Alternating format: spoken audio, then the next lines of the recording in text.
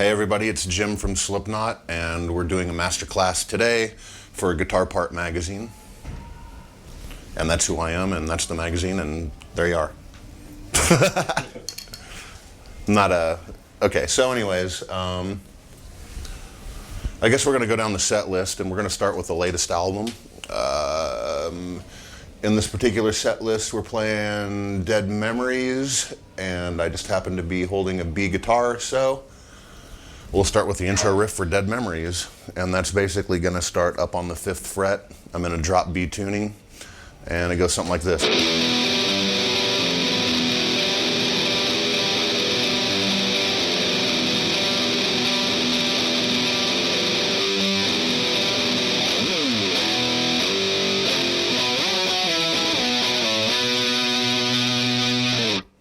And that's essentially the first opening part of Dead Memories. Yeah, I mean, it's pretty slow. Basically what it is in the drop tuning, you're going to have a 5th chord here on this fret. So you're going to have, up to the 8th fret on this string.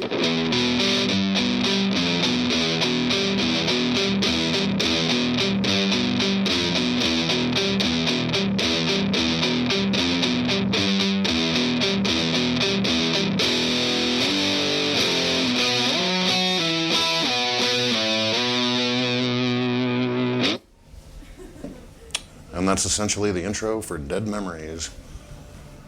Solo time! The way I approach soloing is, I don't know, a little bit strange. I'm not really a learned guitar player. I don't really know much about theory. I learned a few scales up and down the fretboard, and I'm just now starting to kind of figure out how to move those scales around to put them in the right key and things like that. So when I play solos in the studio, I basically do them off the top of my head, and then I go back and I relearn them later. And I never really play them the same way twice. So you'll get kind of the gist of what I'm doing in the solo, and some extra stuff.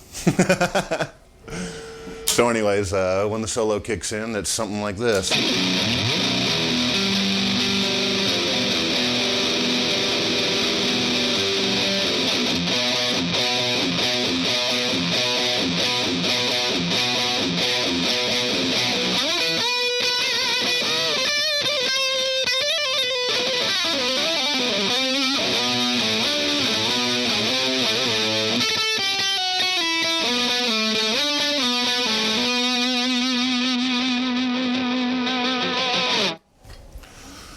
And that's basically the solo for Dead Memories. Basically, a slower version would be.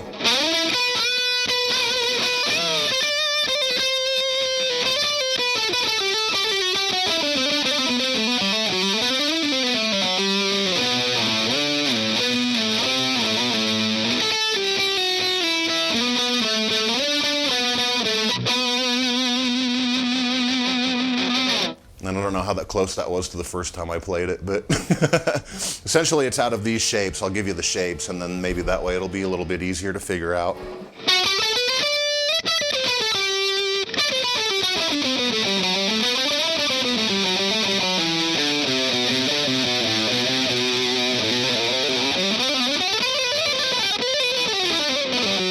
So basically the whole solo is kind of around that area, and I don't know if I'm in Gideon or Mixolydian or whatever mode it is, That song's a little bit tricky because live it goes into that clean breakdown. So instead of letting that note ring out, I'm going directly into...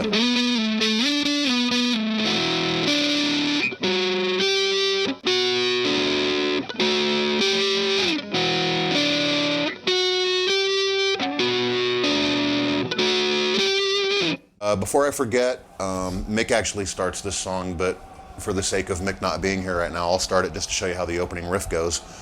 Drop B tuning once again, and something like this.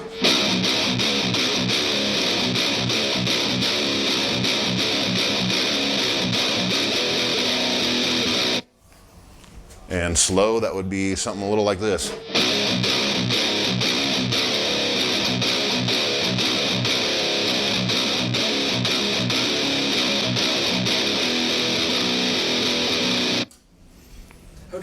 pick? That's all down picking. So it would be just, you know, straight down, and then you've got a little, not really a gallop in it, but there's open notes. There's open notes in between each pick, so it's like...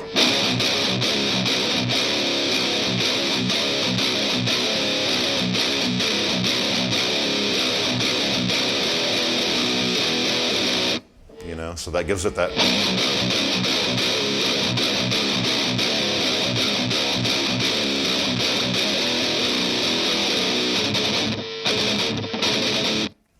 And that's the gist of that song. There's a little breakdown in the middle that's, I suppose you could call it a guitar solo, but it's kind of more of a melodic breakdown, and that's just kind of running along the fourth B string with the open string underneath it, a little melodic run like...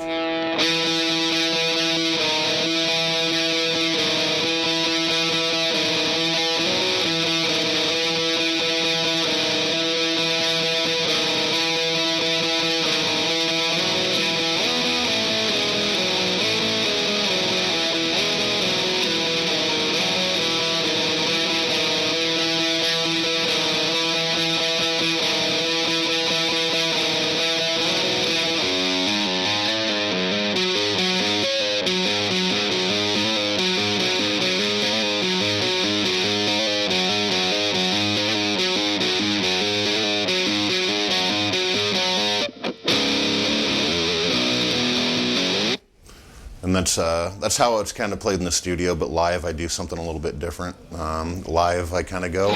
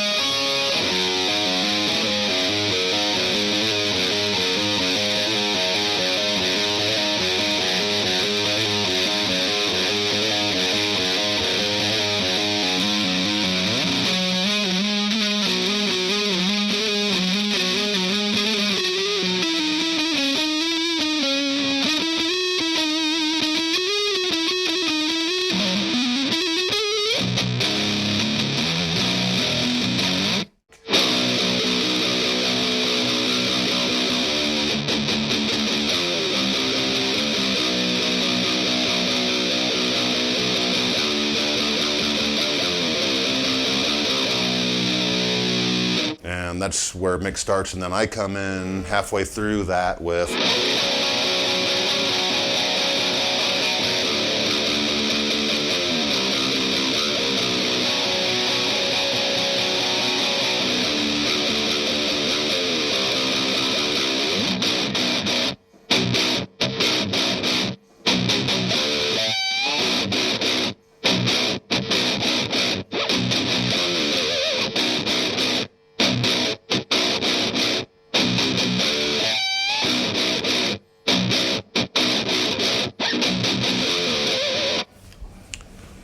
And then there's the verse riff, which is...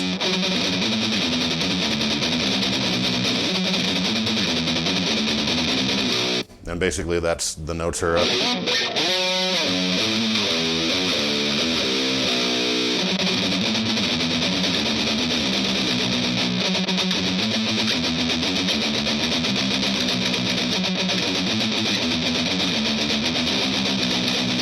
I guess we're going to talk about Psychosocial. We're going to do the intro, and if I can remember the solo for it.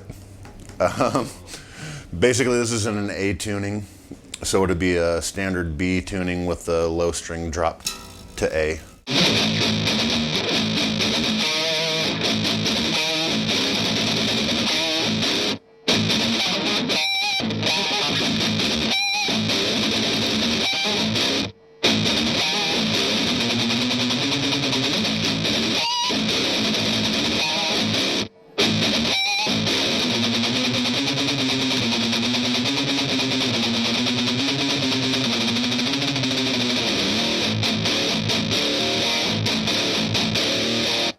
I think that's probably about as good as it's gonna get.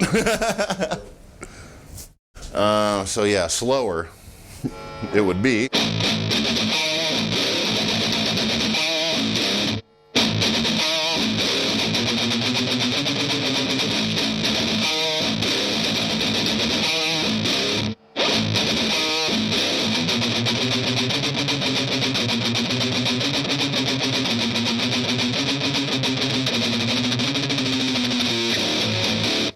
I don't know how you slow a grind down, but anyways, that's essentially the beginning of that. And woo, the solo. All right.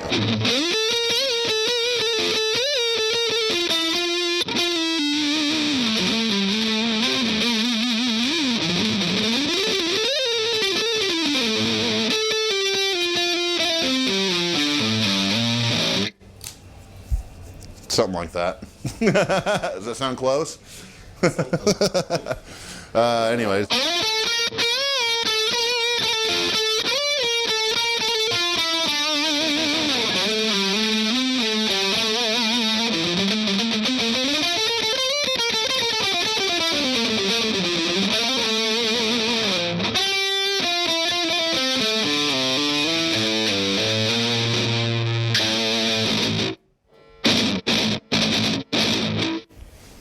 You know, that's close to what the solo would be, you know. But it's, again, you know, it's kind of out of the same shapes from the Dead Memory shapes, you know.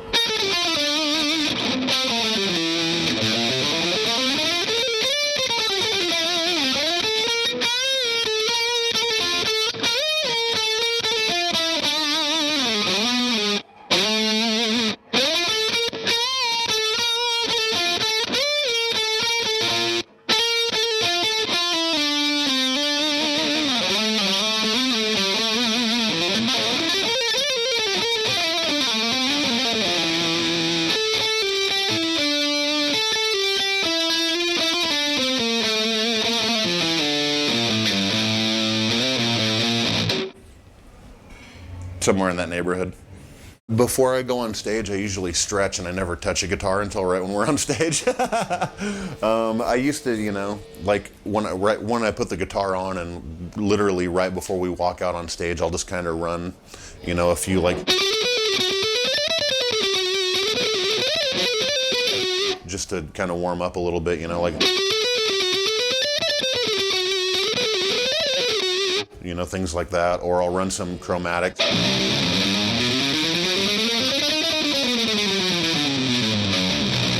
You know, just to kind of loosen my fingers up a little bit, and then I'll get some, you know, some.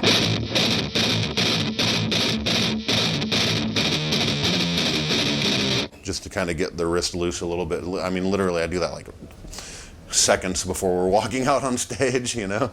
So what is it, sulfur, you know, and that was kind of.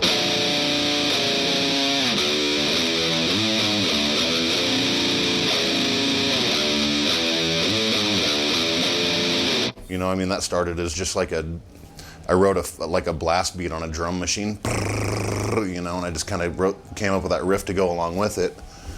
And then that turned into a song, you know, so with a little.